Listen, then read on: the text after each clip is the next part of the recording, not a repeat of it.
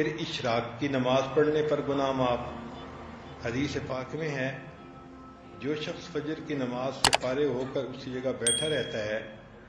خیر کے علاوہ کوئی بات نہیں کرتا، پھر 2 رکعت اشراق کی نماز پڑھتا ہے، یعنی جب سورج ایک نیزہ کے قریب بلند ہو جاتا ہے تو اس وقت 2 رکعت نفل پڑھنے، اس کو اشراق کے نفل کہتے ہیں۔ اس کے گناہ معاف ہو جاتے ہیں چاہے وہ سمندر کی جھاگ سے زیادہ ہی کیوں نہ ہوں۔ غفر لہ خطایاہ وان کانت اکثر من زبد البحر، یہ الفاظ ہیں حدیث پاک کے، ابو داؤد شریف کی روایت ہے کہ 2 رکعت اشراق پڑھنے پر گناہ معاف ہو جاتے ہیں اگرچہ سمندر کی جھاگ سے ہی زیادہ کیوں نہ ہو۔ اس میں ایک مسئلہ بھی سن لیجئے کہ اگر عورتوں کو کوئی مجبوری ہے، کام ہے،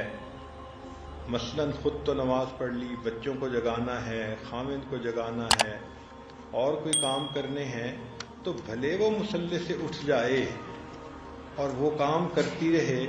لیکن جب اشراق کا وقت ہو جائے اس وقت وہ اشراق پڑھ لے، امید کرتے ہیں اللہ اس کے بھی گناہوں کو اسی طرح معاف فرمائیں گے۔ تو اشراق کی نماز کی 2 رکعت ان کو نہ چھوڑا کریں، ان کے پڑھنے سے سمندر کی جھاگ کے برابر گناہ معاف ہوتے ہیں۔ اور جب سورج ذرا زیادہ اونچا ہو جائے، جس کو کہتے ہیں 9-10 بجے کا وقت، اس وقت اگر 2 رکعت پڑھیں تو اس کو نماز چاشت یا صلاۃ الضحیٰ کہتے ہیں۔ اس کے بارے میں آتا ہے غفرت لہ ذنوبہ وان کانت مثل زبد البحر، اس کے گناہ بھی معاف کر دیے جاتے ہیں اگرچہ وہ سمندر کی جھاگ کے برابر کیوں نہ ہو۔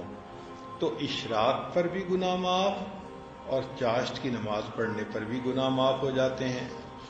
اللہ رب العزت اتنے بندے پر مہربان ہوتے ہیں۔ تو کہنے کو تو یہ ہیں نفلی نمازیں، لیکن جب انسان کے اتنے گناہ معاف ہوتے ہیں تو مومن کو چاہیے